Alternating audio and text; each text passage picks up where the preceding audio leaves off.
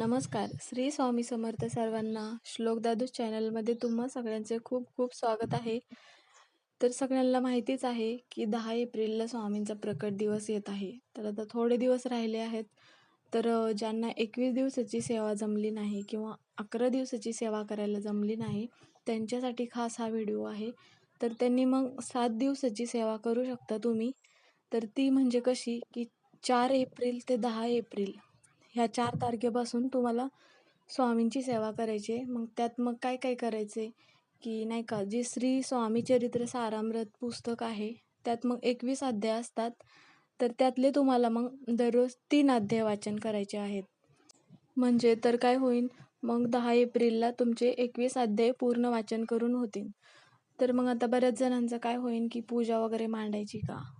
तसं तुम्ही मग जास्त दिवस नाही आहेत, 21 दिवस असेल किंवा 11 दिवस असेल, तर एवढे दिवस पूजा मांडणं शक्य होत नाही किंवा थोडेफार नियम असतात ते पाळणं पण शक्य होत नाही. त्यामुळं मग तुम्ही 7 दिवस जर नियम पाळू शकता, म्हणजे कसं की घरात नॉनव्हेज वगैरे करायचं नाही किंवा बनवून वगैरे देऊ शकता तुम्ही, पण तुमची पूजा वगैरे, वाचन वगैरे झाल्यानंतर. तसं तर मग स्वामी ज्यावेळेस तुम्ही पारायण करायला सुरुवात करसाल, त्यावेळेस स्वामी तुमच्या घरातल्यांना अशी बुद्धी देतील की नॉनव्हेज न खाण्याची. त्यामुळे तुमचं पारायण पूर्ण चांगलं होऊ शकतं, नॉनव्हेज न करता घरात. तर मग त्यासाठी काय करायचे, तुम्हाला 4 एप्रिलला चालू करायचे, पारायण करायचं असेल तर. मग पूजा मांडायची असेल तर मग पूजा कशी मांडायची याबद्दल पण या अगोदर व्हिडिओ टाकला आहे. 7 दिवसाची पूजा मांडायची असेल तर मग तुम्ही तो व्हिडिओ बघून पूजा मांडू शकता. तर मग काय करायचे, दररोज सकाळी लवकर उठायचे. 12 किंवा 12:30-1 ह्या दरम्यान तुम्ही पुस्तक वगैरे वाचन करायचं नाही किंवा स्वामींची कोणती सेवा करायची नाही आहे. कारण की श्री गुरुदेव दत्त यांच्या भिक्षेची वेळ असते. त्यामुळे मग ह्या वेळेत सेवा करत नाहीत. त्यामुळे मग ही वेळ सोडून तुम्ही, तसं तर शक्यतो तुम्ही सकाळी लवकरच सेवा करायची आणि लवकरच पुस्तक वाचन करायचं आहे. तर मग तुम्हाला दररोज फक्त 3 अध्याय वाचन नाही करायचे आहेत. तर मग काय करायचे, ज्यावेळेस तुम्ही सगळी देवपूजा वगैरे करून होईल, तर मग त्यावेळेस तुम्हाला मग 3 अध्याय वाचन झाल्यानंतर मग तुम्हाला श्री स्वामी समर्थ या नामांचा 11 माळी जप करायचा आहे. जास्त दिवस नाही आहे, फक्त 7 दिवस ही सेवा करायची.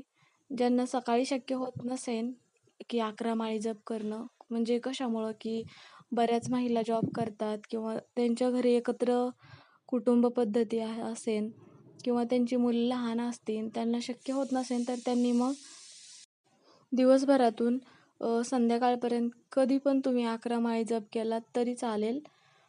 पण दिवसभरातून 11 माळी जप करायचाच आहे. कारण ह्या ज्या सेवा आहेत ना, त्या खूप प्रभावी आहे आणि यातून बऱ्याच जणांचे दुःख, अडचणी, आजारपण बरे होऊन चांगल्या मार्गाला लागले आहेत. तर त्यामुळं मग तुम्ही ज्यावेळेस स्वामींच्या सेवा चालू करसाल, त्यामध्ये मग फक्त 3 सेवा करायची. श्री स्वामी चरित्र सारामृताचे दररोज 3 अध्याय वाचन करणे, म्हणजे 10 एप्रिलला तुमचा 21वा अध्याय येईल आणि मग श्री स्वामी समर्थ या नामाचा जप करायचा आहे 11 माळी.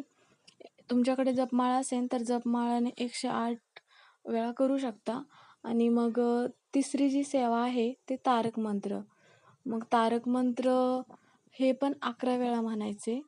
आणि मग तारक मंत्र कसं म्हणायचं किंवा तारक मंत्राचं पाणी वगैरे कसं बनवायचं, हे जर तुम्हाला माहिती नसेल, तर या अगोदर पण तारक मंत्राबद्दल किंवा तारक मंत्राच्या पाण्याबद्दल व्हिडिओ अपलोड केला आहे.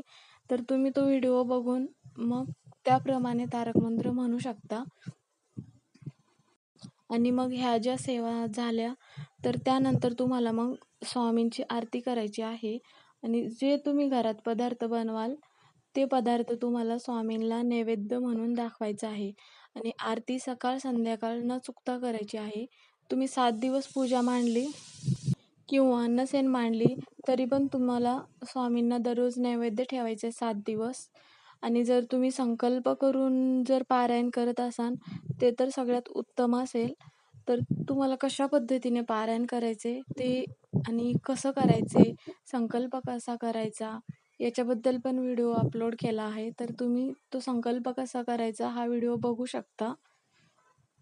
आता मग बऱ्याच जणांचं काय होईल, की पूजा वगैरे मांडली तर स्वामींच्या मूर्तीला अभिषेक करायचा असेल, तर मग तो कसा करायचा? तर मग काय करायचे, जर तुम्ही पूजा वगैरे जर मांडली असेल, तर पूजा 7 दिवस अजिबात हलवायची नाही आहे.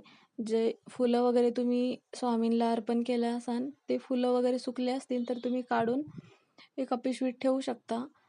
कारण की तुमचं 7 दिवस पारायण पूर्ण झाल्यानंतर 10 एप्रिलला ते सगळं तुम्ही एका वडाच्या झाडाखाली ठेवू शकता. काय होईल, स्वामींचा प्रकट दिवस येण्यासाठी थोडे दिवस राहिले आहेत. त्यामुळे ही शेवटची सेवा आहे. तर तुम्हाला शक्य होत असेल तेव्हा वेळात वेळ काढून ही स्वामींची 7 दिवसाची सेवा करा. तुमच्या सगळ्या अडचणी दूर होतील आणि लवकरात लवकर स्वामी सेवेला लागा.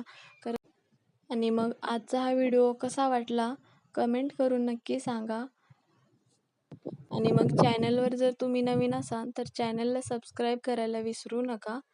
कारण इथून पुढे जे नवीन व्हिडिओ येतील त्याचं नोटिफिकेशन सगळ्यात अगोदर तुम्हाला येईल.